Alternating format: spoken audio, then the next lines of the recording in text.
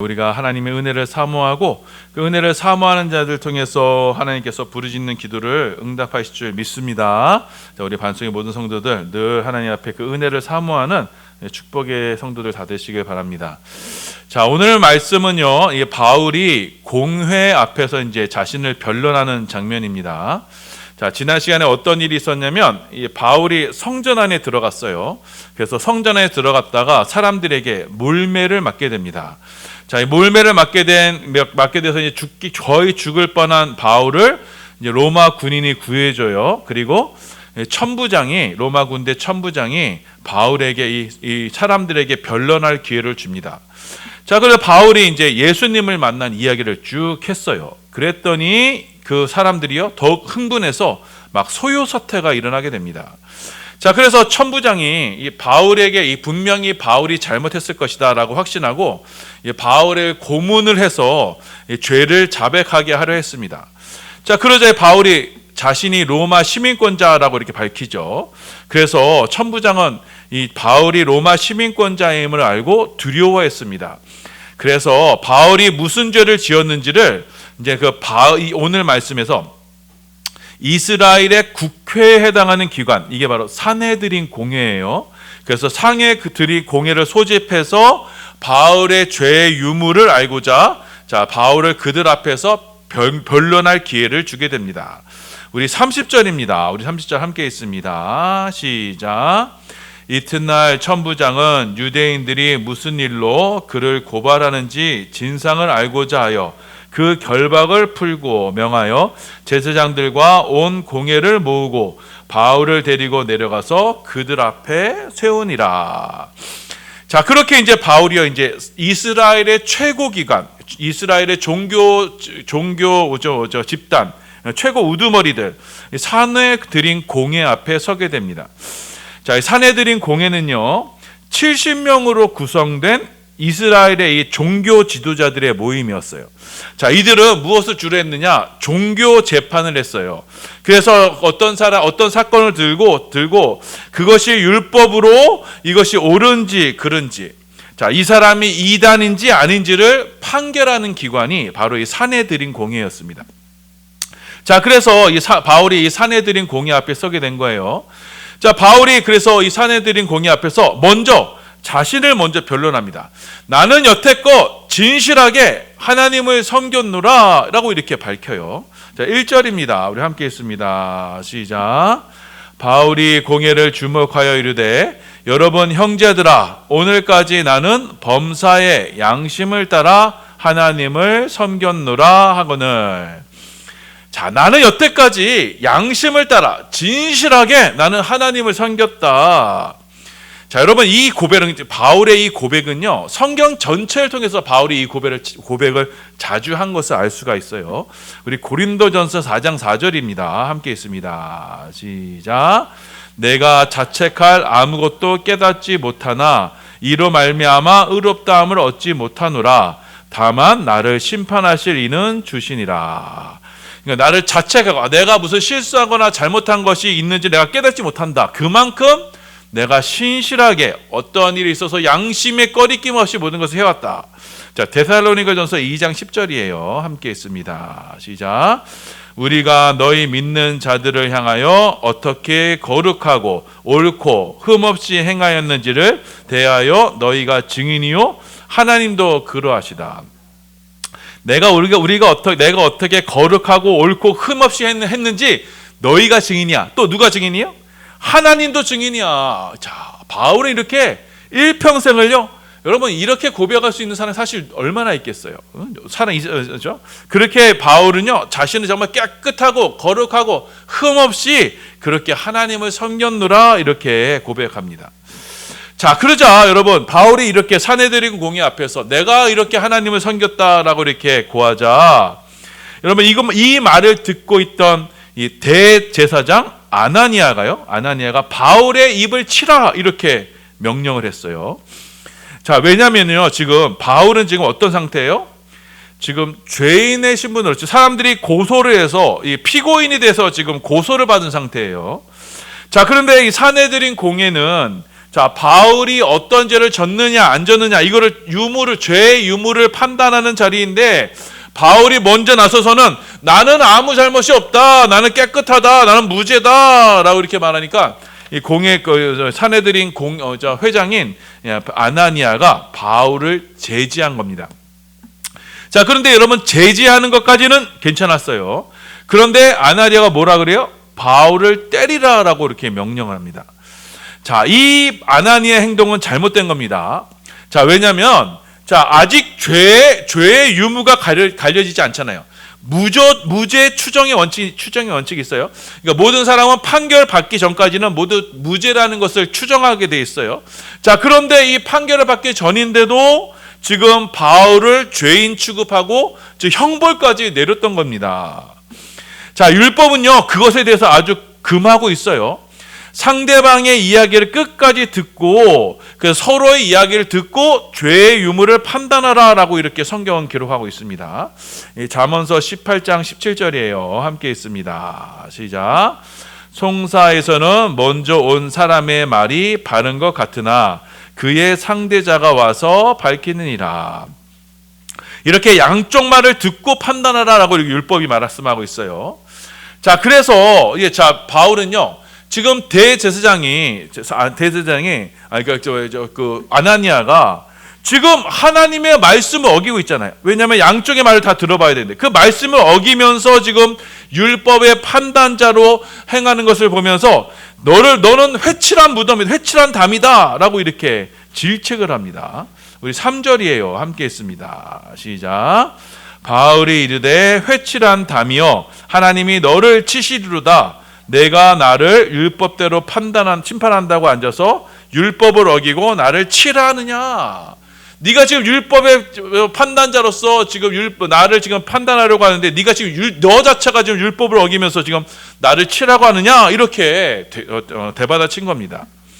여기 회칠한 담이라고 있죠. 회칠한 담은 뭐냐면, 여러분, 속은 그렇지 않은데 겉만 아주 화려하게 꾸며놓은 것, 곧 외식주의자를 지칭할 때 쓰는 표현이에요. 자, 예수님도 바리새인들을 가리켜서 회칠한 무덤이다라고 이렇게 표현하셨죠. 자, 그래서 바울은 대제사장 아나니아에게 하나님께서 너를 치시리로다, 3절에 이렇게 나와 있죠. 너를 치실 것이다, 이렇게 응수를 하게 됩니다. 자, 그런데 실제로 이 일이 실제로 일어났어요. 아나니아는 몇 년 후에 유대인의 그 열심당원들에게 의해서 살해를 당하게 됩니다.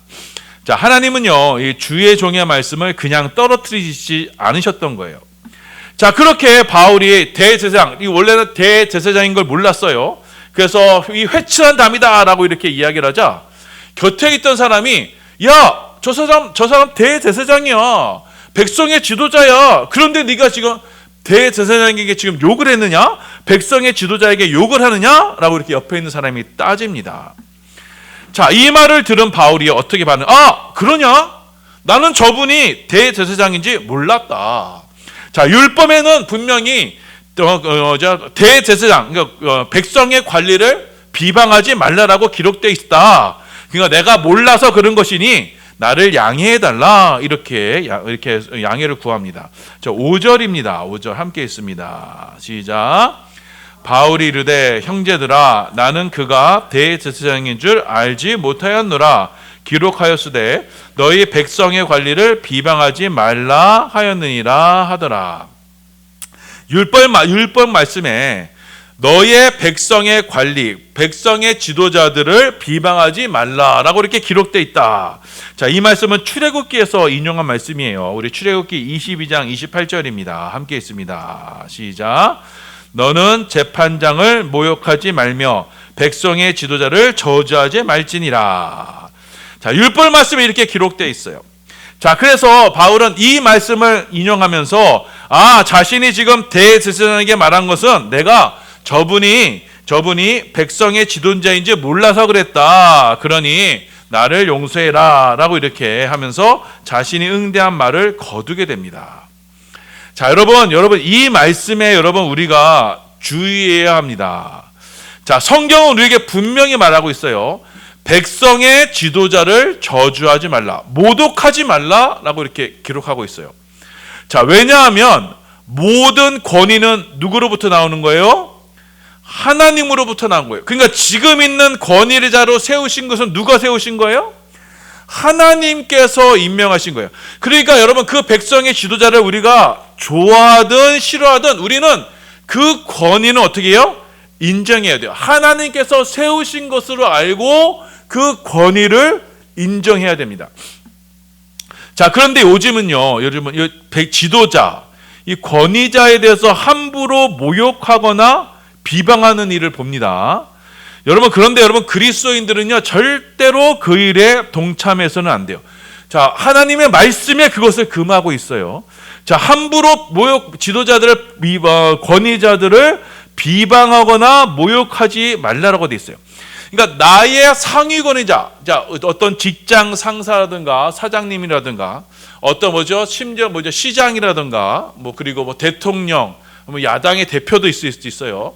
어떤 나보다 상위 권위자는요, 여러분, 우리가 그 사람에 대해서 함부로 입을 올려서 안 돼요. 특히 선생님, 또 가장 아버지, 남편, 이것에 대해서 여러분, 우리가 입을 함부로 올려서는 안 돼요. 왜냐? 그 권위에 대한 비방을 할 경우 누구에 대한 비방이 되는 거예요? 그건 하나님에 대한 비방이 돼요. 말씀하셨지만 모든 권위는 하나님으로부터 나왔잖아요. 그 권위를 세우신, 임명하신 하나님을 비방하게 돼 있어요. 만약 그 권위자가 하나님의 법에 어긋나는 행동을 하게 됐을 때는 우리가 수정을 하고 그것에서 그것을 거기서 경계를 할 수 있어요. 또 그런 부당한 명령을 했을 때는 우리가 저항을 할 수가 있어요. 하지만 그 전까지 그 권위자가 어떠한 경우라도 우리는 그 권위를 존중하고 그 권위에 순종해야 돼요. 그것이 성경의 가르침입니다. 자, 그런데 그렇지 않고 함부로 대통령을 대해서 비방을 하거나 어떠한 사람에 대해서 모욕을 하거나 그런 거는요, 하나님께서 그것을 우리에게 용납하지 않으세요. 왜냐? 여러분, 백성의 지도자가 좋은가 나쁜가 그것에 대한 평가의 문제는요, 그렇게 비방하는 사람, 그 비방하는 것 자체로 하나님 나라에 들어가지 못한다라고 이렇게 성경 우리에게 여러분 경고하고 있어요. 고린도전서 6장 10절입니다. 함께 있습니다. 시작. 도적이나 탐욕을 부리는 자나 술 취하는 자나 모욕하는 자나 속여 빼앗는 자들은 하나님의 나라를 유업으로 받지 못하리라. 여러분이 모욕하는 자는요, 하나님 나라에 유업을 받지 못한다 그래요. 곧 천국에 들어가지 못한다고 말씀합니다.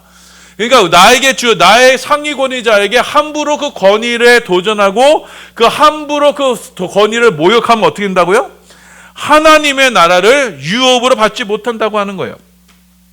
자, 그래서 여러분, 우리는요, 특별히 그리스도인들은 정치 지도자이든지 그래서 어떠한 권위자들요, 여러분, 함부로 비방하는 일을 해서는 안 되는 거예요. 자, 그렇게 내가 비난자가 되고 판단자가 되면 그때부터 우리는 어떻게 되는 거예요? 천국에서 멀어지게 되는 거예요. 자, 그래서 바울은요, 이 대제사장에 대해서 비난을 했었죠. 그래서 그 비방의 말을 거둡니다. 나는 그가 대제사장인 거 몰랐다 하고 비방의 말을 거두어요. 자, 그리고 이제 공예를 한번 쑥 살펴보니까, 자, 공예 중에 일부는요, 자기가 전에 몸담고 있던 바리새인들이 있었어요. 그리고 나머지 공예원들은 사두개인인 것을 보게 됩니다. 자, 당시 여러분 유대에는요, 크게 두 종류의 계파가 있었어요. 하나가 바리새인이고 하나는 사두개인이에요. 자, 바리새인들은요, 어떤 사람들이 있냐면 경건한 사람들이었어요. 그래서 구약의 모든 성경 말씀을 믿고, 그래서 구약 말씀을 따라 부활과 천사의 존재를 믿었던 사람들이에요. 하지만 사두개인들은 그렇지가 않았어요. 이 사두개인들은요, 부활과 천사의 존재를 믿지 않았어요. 이 사람들은 모세 오경만을 믿었어요. 자, 그래서 바울이 그 바리새인들을 상대로 이야기를 합니다. 나는 바리새인의 아들이다. 나는 바리새인에 속한 사람이다. 내가 지금 죽은 자의 소망, 곧 부활 때문에 내가 지금 신문을 받고 있다. 이러고 이렇게 자신을 변명해요. 6절입니다. 함께 있습니다. 시작. 바울이 그중 일부는 사두개인이요 다른 일부는 바리새인인 줄 알고 공회에서 외쳐 이르되 여러분 형제들아 나는 바리새인이요 또 바리새인의 아들이라 죽은 자의 소망 곧 부활로 말미암아 내가 신문을 받노라. 지금 바울은 지금 바리새인들을 향해서 나도 바리새인이야. 나는 바리새인의 아들이야. 그러니까 우리 아버지가 바리새인이라는 거예요. 그러니까 나는 지금 죽은 자의 소망, 곧 부활 때문에 내가 지금 이렇게 신문 받는다라고 이렇게 말해요. 자, 이 말을 툭 던지자요. 자, 공회가 지금 누구예요? 반은 바리새인이고 반은 사두개인이었어요. 그러니까 두 사이에서 이제 격렬한 논쟁이 벌어진 거예요. 자, 그래서 사두개인들은 야, 뭐 부활이 무슨 소리야? 무슨 헛된 소리 하는 거야? 부활이 어디 있어? 천사가 어디 있어? 쟤 지금 헛소리 하네? 이렇게 얘기해요. 그러자 이제 바리새인들이 아주 발끈을 합니다. 무슨 소리냐? 너희들은 성경도 읽어보지 않았느냐? 부활이 있다. 천사도 있다. 이 사람이 지금 천사의 소식을 듣고 한 말이면 너희가 어찌 하려고 그러느냐 하면서 지금 바리새인들이 지금 바울을 두둔하고 나선 겁니다. 자, 이렇게 바울의 한마디가 그 부활에 대한 소망에 대한 이 한마디예요. 한마디로 공회원들 사이에 아주 큰 분쟁이 막 싸움이 나려 그래요. 자, 성경을 믿는 바리새인들은 부활을 소망으로 삼았습니다. 여러분, 구약 성경 곳곳에는요, 자, 부활에 대한 예언의 말씀이 기록되어 있어요. 그래서 신실한 이스라엘 백성들은 늘 자신들에게 이 부활이 있을 것을 믿고 그 부활에 대한 소망을 갖고 있었던 겁니다. 우리 다니엘서 12장 2절 말씀이에요. 함께 있습니다. 시작. 땅의 티끌 가운데서 자는 자 중에서 많은 사람이 깨어나 영생을 받는 자도 있겠고 수치를 당하여서 영원히 부끄러움을 당할 자도 있을 것이다.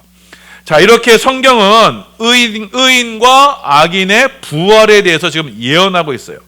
자, 그래서 바리새인들은 이 부활을 소망으로 삼고 있었던 겁니다. 자, 그래서 바울은 지금 이 사실을 지적하면서 내가 전하는 것이 바로 이거다. 이스라엘의 이 부활의 소망에 대해서 내가 지금 전한 것이다 라고 이렇게 강조를 합니다. 자, 사도행전 24장 15절이에요. 함께 있습니다. 시작. 그들이 기다리는 바 하나님께 향한 소망을 나도 가졌으니 곧 의인과 악인의 부활이 있으리라 함이니이다. 자, 그들이 기다리는 바, 곧 이스라엘이 기다리는 바 하나님을 향한 소망인데 그게 무엇이냐? 의인과 악인의 부활, 그 부활을 기다렸던 겁니다. 이 부활의 약속의 말씀이 누구로 말미암아 완성이 돼요? 바로 예수님으로 말미암아 완성이 된 거예요. 자, 그래서 예수님이 부활하심으로 말미암아 그 부활을 기점으로부터 이제 뭐예요? 본격적인 부활의 새 시대가 오는 것을 우리에게 지금 말씀하고 있습니다.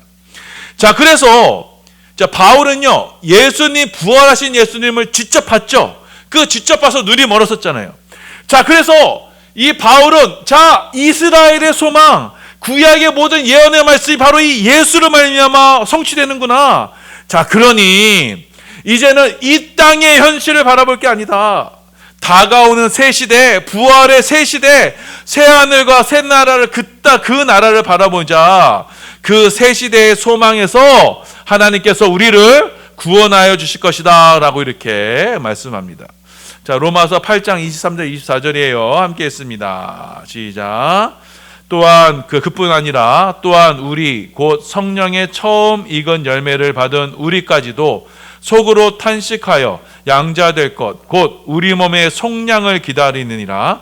우리가 소망으로 구원을 얻었음에 보이는 소망이 아니니 보는 것을 누가 바라리요. 자, 우리가 무엇으로 구원을 받는데요? 소망으로. 이 소망은 무슨 소망이에요? 부활의 소망으로 우리가 구원을 받았다. 자, 그래서 여러분, 저와 여러분의 구원의 완성은 무엇이냐? 바로 우리 그 소망의 완성, 곧 우리 몸의 부활로서 우리의 구원이 완성이 되는 거예요.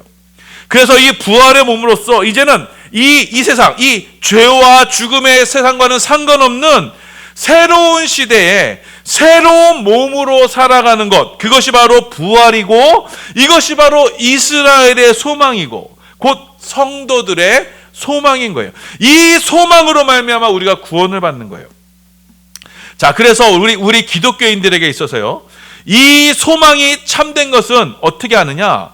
바로 예수께서, 우리 구주 예수께서 부활의 첫 열매가 되셨다는 것을 보면서 알 수 있는 거예요. 자, 그래서 베드로 사도는 우리에게 말씀하세요. 우리가 가지고 있는 이 소망, 이 부활에 대한 소망은 살아있는 소망이다. 산 소망이다. 장래에 이루어질 것에 대한 기대가 바로 소망이죠. 그런데 그 소망이 우리 가운데 살아있는 소망이 되는 것은 바로 예수 그리스도께서 우리 가운데 부활로서 이미 보여주셨기 때문이다 라고 이렇게 말씀합니다. 베드로전서 1장 3절이에요. 함께 있습니다. 시작. 우리 주 예수 그리스도의 아버지 하나님을 찬송하리로다.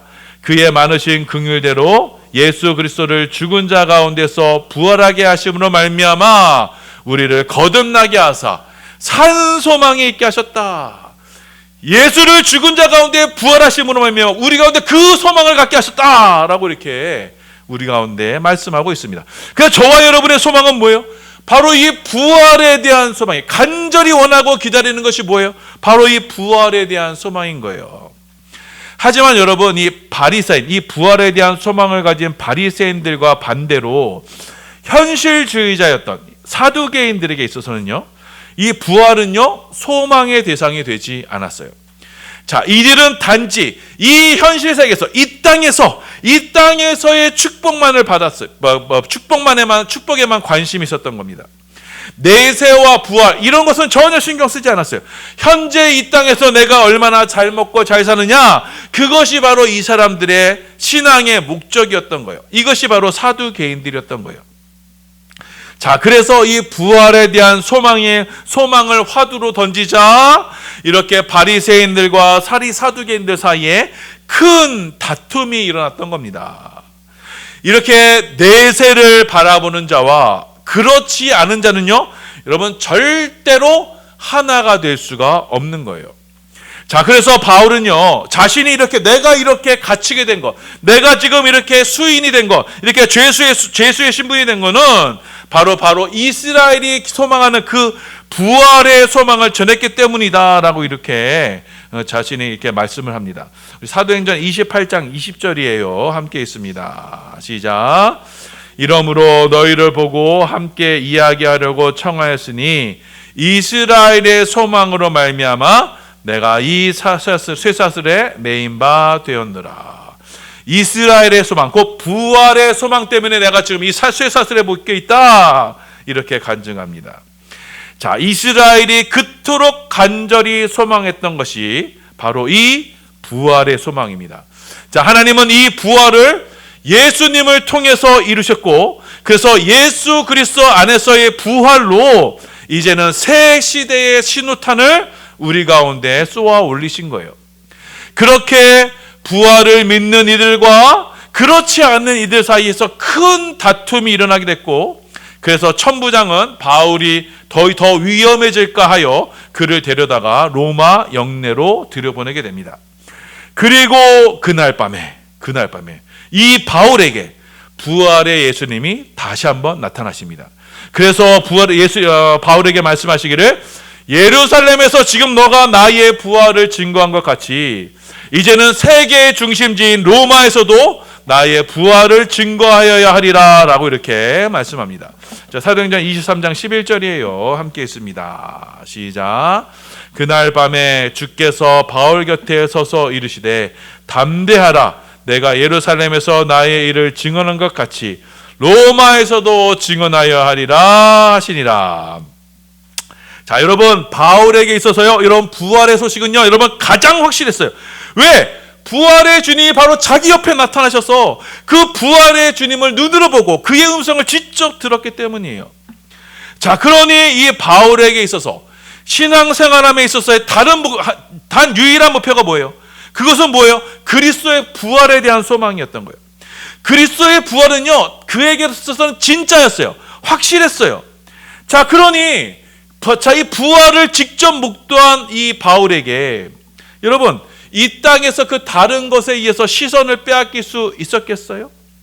자, 그래서 바울은 어떻게 해서든지 이 예수님과 함께하는 이 부활에 함께하기 위해서, 그리스도의 부활에 동참하기 위해서 이 땅에서 그리스도의 죽으심과 그리스도의 고난에 참여하기를 꺼리지 않았고, 그리고 이 땅에서의 삶에 연연해 하지 않았고, 그 부활의 주님을 따라서 부활의 내세의 삶을 준비하는 삶을 살았던 겁니다. 그래서 여러분, 바울의 삶은 어떤 삶이었느냐? 바로 부활을 준비하기 위한 삶이었던 거예요. 자, 빌립보서 3장 10절 11절이에요. 함께 있습니다. 시작. 내가 그리스도와 그 부활의 권능과 그 고난의 참여함을 알고자 하여 그의 죽으심을 본받아 어떻게 해서든지 죽은 자 가운데서 부활에 이르려 하노니, 어떻게 해서든지 그 부활에 이르기 위해서 내가 어떻게 해요? 그리스도의 그 고난에 참여하게 되고 그의 죽으심을 본받게 된다라고 이렇게 고백하고 있습니다. 자, 사랑하는 여러분, 이것이 바로 저와 여러분이 믿는 기독교, 예수 믿는 도리가 되는 거예요. 저와 여러분이 믿는 기독교는요, 바로 이 십자가와 부활의 예수님을 믿는 겁니다. 예수 그리스도의 십자가를 따라 우리가 이 땅에서의 삶은 십자가로 그 함께해서 이 세상과 나는 이제는 관계없는 자로, 십자가로 말미암아 이 세상의 삶을 종식시키고 이 땅에서의 나의 삶은 끝난 거예요. 죽은 거예요. 그리고 예수님과 함께 부활의 삶을 이어가는 겁니다. 그래서 저와 여러분의 삶의 중심은요, 이 땅에 있는 것이 아니라 부활의 내세, 그곳에 우리의 삶의 중심이 있고, 그래서 우리는 그 삶을 예비하는 삶, 그 삶을 준비하는 삶을 지금 이 땅에서 살고 있는 거예요. 이 부활의 증인에게, 이 부활의 예수님을 본 이들에게, 여러분, 예수님 믿고 성공하세요, 이 땅에서 잘 되세요, 부자 되세요, 건강하세요, 이런 말이 그들에게 통하겠습니까? 바울에게 이런 말을 한다고 해서 바울이 들을 수 있겠어요? 여러분, 바울은 아마 우리한테 이런 말을 할 거예요. 성경 전체에서 이렇게 얘기하고 있어요. 부활의 삶을 위해서 주님과 함께 고난받으십시다. 이 짧고 짧은 인생, 힘들어도 조금만 더 참으십시다. 천국을 소망합시다. 사도 바울은 계속적으로 우리에게 이런 말씀을 전해주고 있어요. 자, 그런데 어찌 우리는 예수 믿는다는 사람들이, 이 땅의 현대 기독교인들은 사두개인들처럼 이 땅에서의 삶으로만 살고 이 땅에서의 삶으로서 다 끝날 것처럼 이 생애에서의 축복만을 바라고 있지 않습니까? 부활에 대한 소망이 없는 신앙을 갖고 있지 않아요?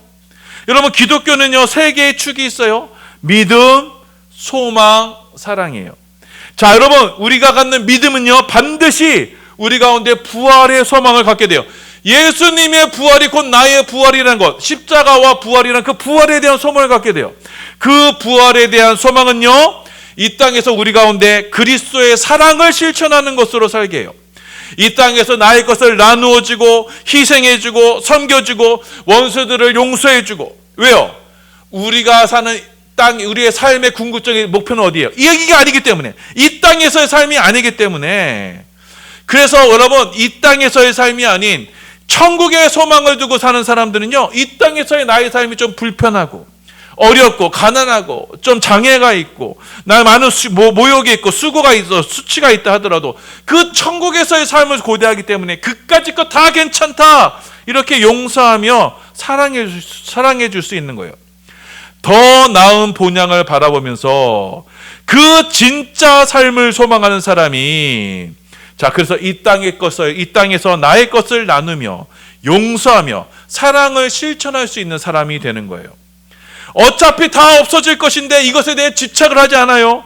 남에게 빼앗길까 이렇게 염려하면서 꽉 쥐는 삶을 살지 않아요. 자, 여러분, 그것이 바로 부활의 삶을 사는 믿음의 증거인 겁니다. 우리 가운데 용서와 사랑과 나눔과 베품의 삶을 사는 것은 바로 부활의 소망을 가진 사람들에게서만 나타나는 거예요. 자, 여러분, 이 말씀을 기억하셔서 우리 사랑하는 성도들, 바울과 같이 우리가 이 땅에서 부활의 증인으로 이 땅을 살아갈 때, 여러분, 그리스도와 함께 고난받는 것을 더 즐거워하시길 바랍니다. 그것이 바로 부활을 준비하는 지혜로운 삶이에요. 그 고난에 참여하게 될 때 부활의 주님께서 여러분 가운데 나타나실 거예요.